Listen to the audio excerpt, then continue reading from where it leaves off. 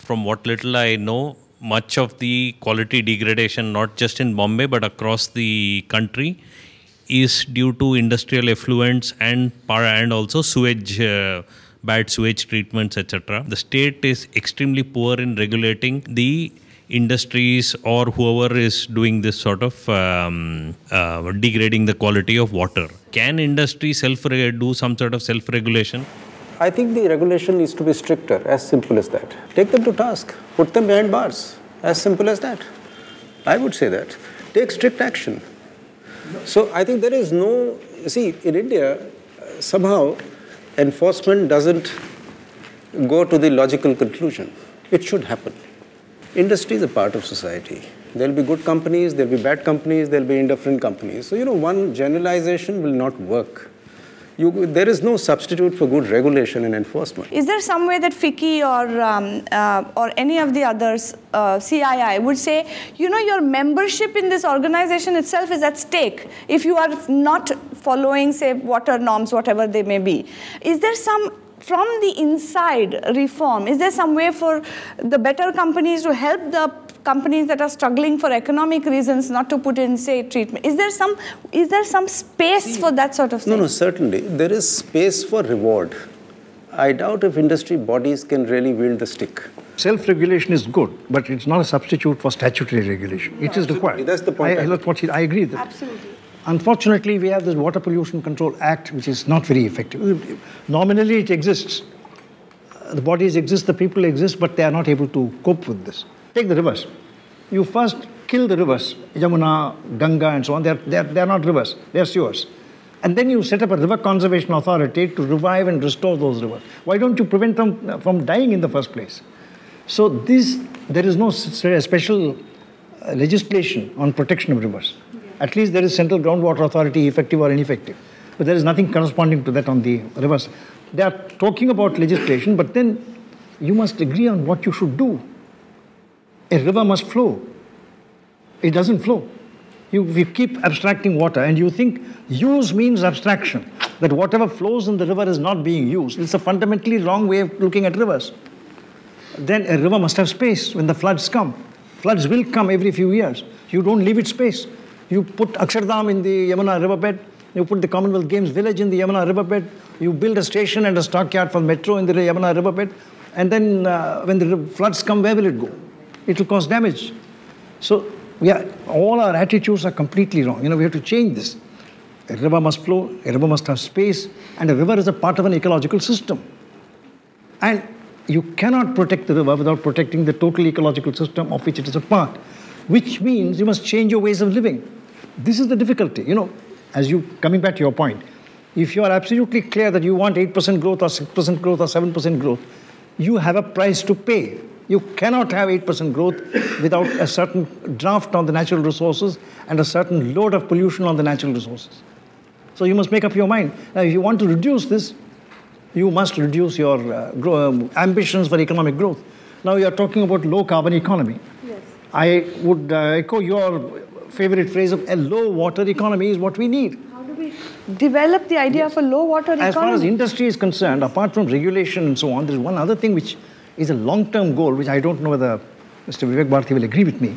My own view is that eventually, maybe 20 years hence, 25 years hence, 50 years hence, we must reach a situation in which there is zero effluent from every industry, so that 90% of the water requirements of industry are met by multiple uses of the same water. There should be no effluent at all. We should be able to recycle, reuse every single drop. So fully endorse that. I do believe that the incidence of droughts has gone down over the last 150 years in India.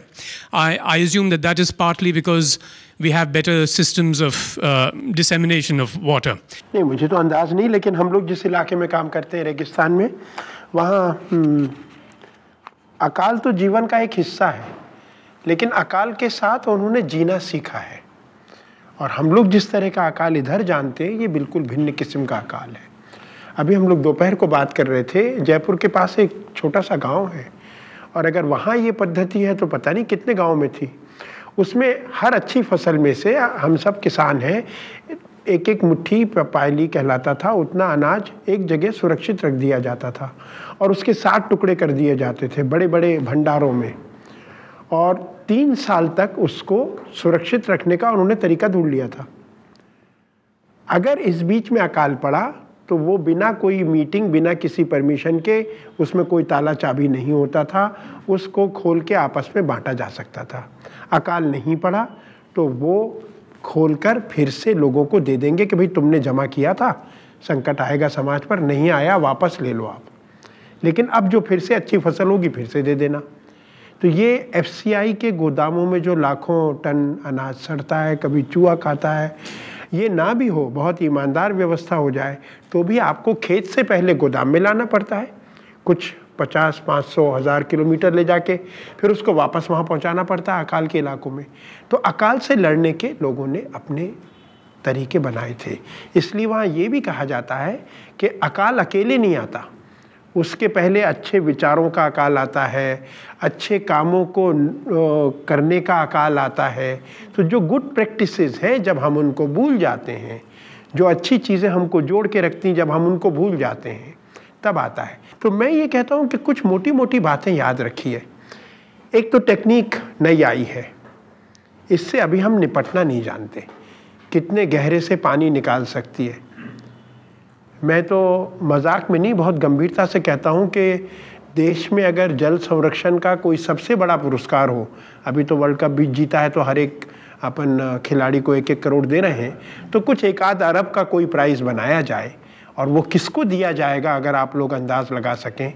मैं उसमें अकेला jury बन के एक विभाग को देना चाहता हूँ, वो है बिजली विभाग। अगर उसने 24 घंटे बिजली दी होती तो हम अपना पानी अभी तक खत्म कर चुके होते। इसलिए टेक्निक बहुत भयानक है। वो तो 15 मिनट में बिजली काटता है, तो सबसे बड़ा कंजर्वेशन उसने सिखाया है हमको। तो इसलिए हम लोग बहुत आसानी से ना सोचें कि ये टेक्नोलॉजी हमको ज़रूर बचा लेगी। कई बार लगता है कि वो अपने पैर पे कुल्हाड़ी मारने वाला जो हिंदी की कहावत है, हम कुल्हाड़ी को शार्प भी कर रहे हैं मारने से पहले, कि भाई ऐसा ना हो कि कहीं कटे नहीं पैर, पक्का कटना चाहिए। तो ये सब चीज़ें सोचिए ज़्यादा और चीज़ों के बदले। एक छोटा सा उदाहरण और मैं देता हूँ, फिर इसको ख़त्म करूँगा। रेगिस्तान के बहुत सारे हिस्सों में पानी इतना कम है, 2 सेंटीमीटर 3 सेंटीमीटर एक साल में, लेकिन वहाँ लोगों ने लालच नहीं किया। आज पंजाब में इन्होंने जो बताया बहुत अच्छी बात है कि धान में इतना पानी लगता है 1 किलो पैदा करने में, नई पद्धति आएगी उससे कम करेंगे। लेकिन पंजाब में धान पैदा ही क्यों करेंगे? पंजाब में कहावत है कि गेहूं के इलाके में धान हमेशा आपके समाज को डुबोएगा, आत्महत्या है। धान तो कोस्टल इलाकों में होना चाहिए, कोंकण में हो, यहाँ हो, वहाँ हो, तराई में हो। लेकिन जिस दिन हम सोचेंगे कि टेक्नोलॉजी के कारण हम कहीं भी धान पैदा कर सकते हैं, तो मैं वापस रेगिस्तान के समाज पे आता हूँ जहाँ 2-3 सेंटीमीटर पानी गिरता है। हमें तो शायद अपनी 2 साल पहले की कोई मीटिंग के मिनट्स भी याद नहीं होंगे। कई संस्थाओं में हम सब लोग कुछ न कुछ सदस्य होंगे, हमें मिनट्स बुक देखनी पड़ती हैं। इस तरह के समाजों में लोगों को 500 साल पहले की मीटिंग के मिनट से याद है कि हमारे पुरखों ने कहा था खेती मत करना यहाँ पर, नहीं तो ये जो मीठा कुआं है ये सूख जाएगा। बकरी पालना, गाय पालना, सबसे अच्छी गाय की प्रजातियां डेजर्ट में हैं और कई बार तो मुसलमान घरों में हैं। हम जैसे हिंदुओं को भी दिखाने से मना करेंगे कि तुम्हारी नज़र लग जाएगी, हम नहीं दिखाते अपनी गाय तुमको। तो ये उन्होंने अपनी संतति को आगे पानी की शेयरिंग के नाते सोच के खेती तक बंद कर दी। आज भी नहीं होती कई हिस्सों में खेती।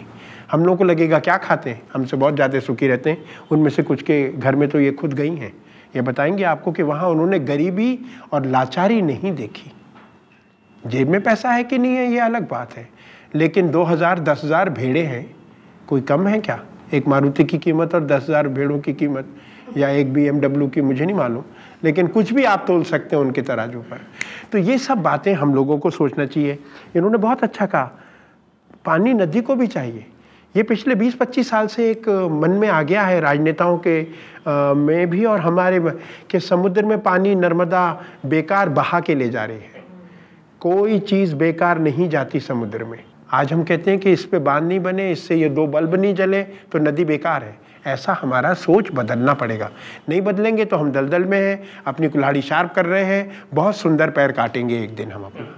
We need a new institutional framework which gives transparency in terms of entitlements and rights. That who owns what, who is entitled to what. Today, conflicts are happening because there is that lack of transparency. No clarity. No clarity. That is all. And if that institutional framework can embody or incorporate जो हमारे परंपरागत तरीके थे पानी को manage करने के, वो भी उसमें समावेश हो जाए एक तरह से, so nothing like that. If we face a water crisis, or if a water crisis is already upon us, it's not because of natural shortage. It's because of a gross mismanagement of our water.